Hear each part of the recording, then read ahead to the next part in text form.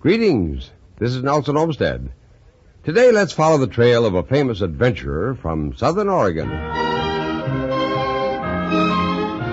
Before we leave, here's Clint Gruber to say a few words in behalf of Pacific Power. Welcome once again to Stories of Pacific Powerland, a presentation of Pacific Power and Light, the company that has been serving the electric needs of the region's homes, farms, and industries through more than half a century of progress and growth.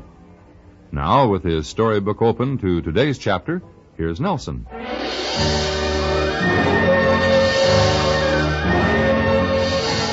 Some men, perhaps, are born to adventure. With John Day of Central Point in Southern Oregon, the lure of spine-tingling, death-defying adventure came along rather late in life.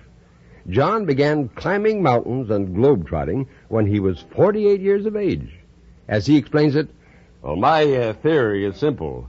Most of us spend the first 20 years building up our physical and mental capabilities, the next 20 years tearing them down again, and then if you survive until the third 20 years, you get busy and try to salvage what you have left. Well, John Day, now past the 56-year mark, has plenty left. You'll notice these days that he walks with a limp, which he explains this way. Well, that's a souvenir from Mount McKinley in Alaska. I broke both ankles in the fall. Well, I thought I was a goner for a while. This ankle never did knit right. It slows down the climbing somewhat, but doesn't seem to bother me on the skis. After his near-fatal accident on Mount McKinley, John spent 3 consecutive winters in Norway learning the fine points of cross-country ski running. In the process, injured ankle notwithstanding, he managed to set endurance records for ski running, which still stand.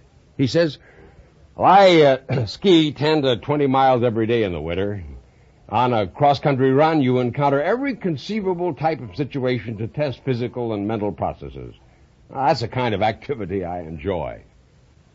Well, John Day took up his strenuous avocations after being laid up in the hospital several years ago with an attack of arthritis of the spine. His doctors doubted that he would ever walk normally again. John says, I wasn't about to give up. You call it overcompensation if you want, but after I got out of that hospital bed, I seem more attractive than ever to violent physical exertion.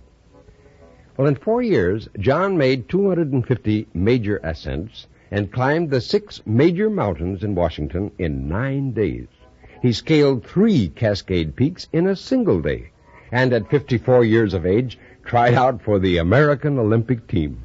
In addition to his mountain climbing feats, the indomitable Southern Oregon rancher has gained reputation as a master big game hunter.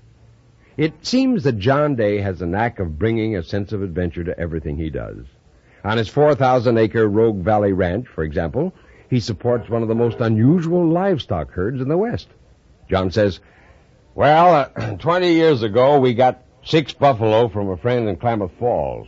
We more or less turned them loose on the ranch, and after a couple of years, we had quite a herd. Now we have 60 head, and are going into the commercial raising of buffalo, which pay much better than cattle. I guess I sort of like the far-out things in life. Yes, the most lasting impression that Southern Oregon's John Day gives is that of a man who lives life to the fullest and relishes every moment of it. Thanks